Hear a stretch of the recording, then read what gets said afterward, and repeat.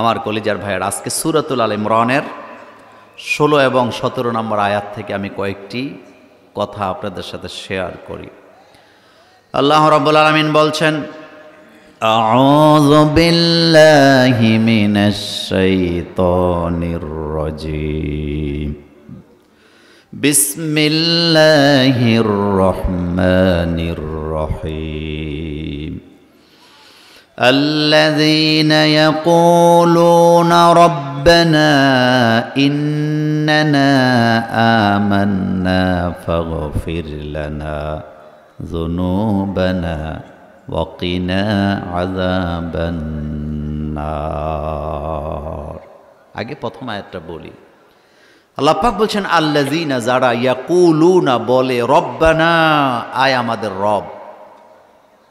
আমাদের রব কে বলেন তো? কোনো সন্দেহ আছে? যোগে যোগে রব নিয়ে যুদ্ধ মারামারি আছে না নাই?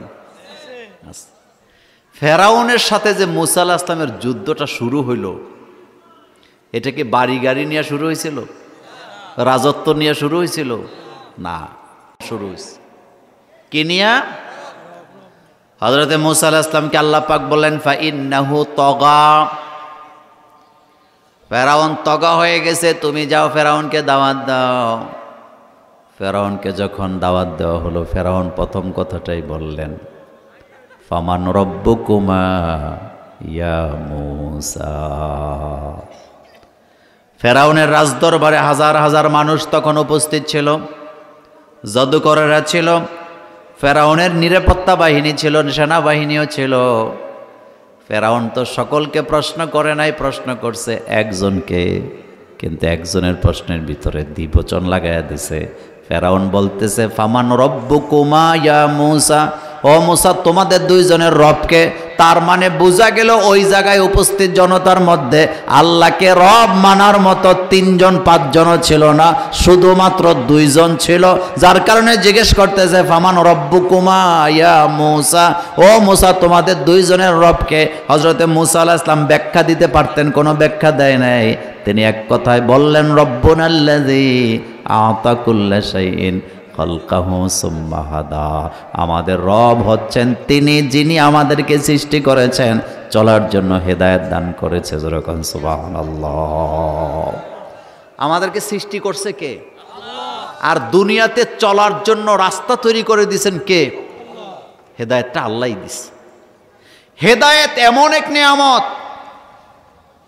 এটা আপনি জোর করে আল্লাহর কাছ থেকে আদায় করতে পারবেন না। আল্লাহ যাকে খুশি তাকে হেদায়েত দেয়, যাকে খুশি তাকে আল্লাহ কি করে? গোমরাহ করে দেয়। এই যে আমরা এখানে আসছি হেদায়েত প্রাপ্ত হয়ে, এতে আমরা খুশি না বেজার? রাসূলুল্লাহর চাচা আবু তালিব রাসূলের সাথে সাথে থাকে, একই বংশের লোক, রক্তের ধারাও এক, বংশের ধারাও এক, কিন্তু আবু তালিবের কপালে কালিমা নাই। হেদায়েত না থাকার কারণে কালিমা পড়ে না। হাজারো চেষ্টা করা হয়েছে। যেদিন মারা যায়, বুখারীতে হাদিস আসছে, আল্লাহ রাসূল যায় বলতেছেন, চাচা যেই পদ্ধতিতে তুমি আমাকে ভালোবাসো, যদি কালিমা না পড়ো, ইসলাম যদি না মানো, তোমার কোনো নেক আমল আল্লাহর দরবারে কবুল হবে না। নেক আমল কবুল হওয়ার জন্য ইসলাম লাগবে, যেটা আমার আগের হুজুর ইসলামের ব্যাপারে কথা বলতেছিলেন, মুসলিমের ব্যাপারে। আমার কলিজার ভাইয়েরা, আল্লাহ রাসূল বললেন, চাচা তুমি একটা বার ঘোষণা দাও, লা ইলাহা ইল্লাল্লাহ মুহাম্মাদুর রাসূলুল্লাহ সাল্লাল্লাহু আলাইহি ওয়াসাল্লাম। আবু তালিব কয়, বাতিজারে, মৃত্যুর আগে এই কাজ আমি করব না, কারণ আমি যদি কালিমা পড়ি মক্কার লোকেরা আমাকে ভৎসনা দিবে, আমার ইজ্জত নিয়ে টানাটানি করবে, আমার ইজ্জত যাবে, আমি লোকদের কাছে লজ্জা পাবো। আল্লাহ রাসূল বলেন, চাচা কালিমা পড়লে লোকদের কাছে লজ্জা পাবা, কিন্তু কিয়ামতে জান্নাত পাবা।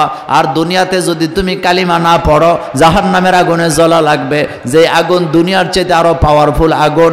আবু তালিব কয়, বাতিজারে, লোকদের কাছে লাঞ্ছিত অপমানিত হওয়ার চাইতে আমি জাহান্নামের আগুনকে নিজের জন্য ভালো মনে করি।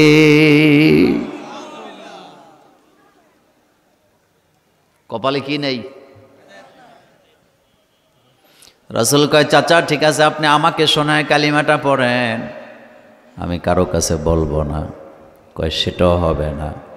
এবার রাসূল বলতেছে, চাচা ঠিক আছে, আপনি কালিমাটা, আমি কালিমাটা পড়ি, আপনি আমার সাথে ঠোঁট মিলান। আপনি শুধু ঠোঁটটাকে নাড়াচাড়া করে আমার সাথে আপনি মিলাবেন। কিয়ামতের ময়দানে আল্লাহর আদালতে দাঁড়ায় বলবো, আল্লাহ আমি নিজের চোখে দেখছি আমার চাচা কালিমা পড়ছে, চাচারে মাফ করে দাও। চাচা কয় না, এটাও হবে না। রাসূল কাঁদতেছে। আল্লাহ আয়াত নাজেল করে জানায় দিছে, ইন্নাকা লা তাহদি মান আহবাবতা ওয়ালাকিন্নাল্লাহা ইয়াহদি মান ইয়াশা। হাবিব আপনি চাইলেই তো কাউকে ভালোবেসে হেদায়েত দিতে পারবেন না। হেদায়েতের চাবিটা কার কাছে? এই যে আমরা অনেক সময় কষ্ট পাইয়া দুঃখ নিয়ে বলি, মসজিদের বাড়ির পাশের লোকগুলা মসজিদে খুঁজে পাওয়া যায় না। এমন মসজিদওয়ালা বাড়ির মুসল্লি আমাদের এই এলাকায় আছে না? না, বাড়ি কিন্তু মসজিদের পাশে, কিন্তু নামাজে 40 বাড়ি দূর থেকে ফজরের নামাজের জামাতে হাজির হয়, কিন্তু মসজিদের পাশের বাড়ির লোকগুলাকে জামাতে খুঁজে পাওয়া যায় না। এরকমের মানুষ আমাদের সমাজে নাই। কপাল পোড়া। বলেন কি পোড়া? কপাল পোড়া। কাবার কাছে জন্ম নিয়ে রবকে রব বলে মানতে পারে নাই। আল্লাহ পাক এখানে বলছেন, যারা বলে রব্বানা, আয় আমাদের রব, ইন্নানা নিশ্চয় আমরা, আমান্না ঈমান আনলাম। তাহলে প্রথমে রবের উপর ঈমান আনা লাগবে। রব শব্দের অর্থ হলো প্রতিপালক, যিনি আমাদেরকে লালন পালন করেন। এই প্রতিপালনটা শুধু মুসলমানদেরকে করে ব্যাপারটা এমন নয়।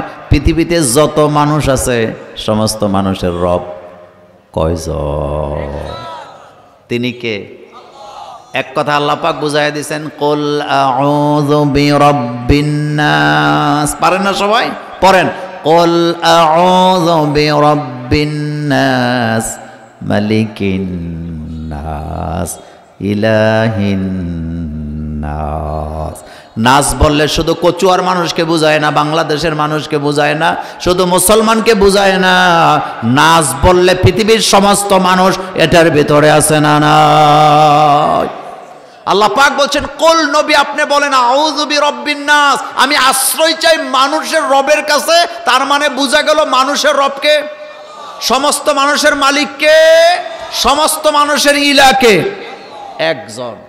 রব যিনি, মালিকও তিনি, ইলা তিনি। আলহামদুলিল্লাহ রব্বিল আলামিন। আমাদের বাংলাদেশে আরবিতে একটা প্রবাদ বাক্য চলে, বিশ্বব্যাপী ছড়ায় আছে প্রবাদ বাক্য, মান আরাফা নাফসাহু ফাকাদ আরাফা রব্বাহু।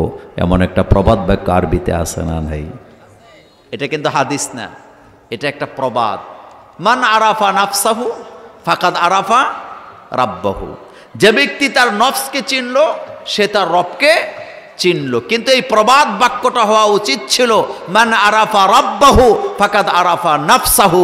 যে ব্যক্তি তার রবকে চিনে সে তার নিজেকে চিনতে পারে যে আমি শুধুমাত্র আল্লাহর একজন গোলাম, এর বাইরে আমার আর কোনো পরিচয় নাই।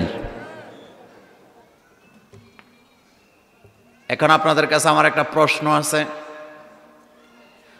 আমি চোর, আমারে চেনার কোনো দরকার নাই। আমার কাছ থেকে চুরি বন্ধ হবে তখন আমি রবকে রব হিসাবে মানব। যখন আমারে যদি আমি চিনি কোনো লাভ নাই, আমার রবকে চিনলে আমি হেদায়েত পাওয়ার সম্ভাবনা আছে না? না।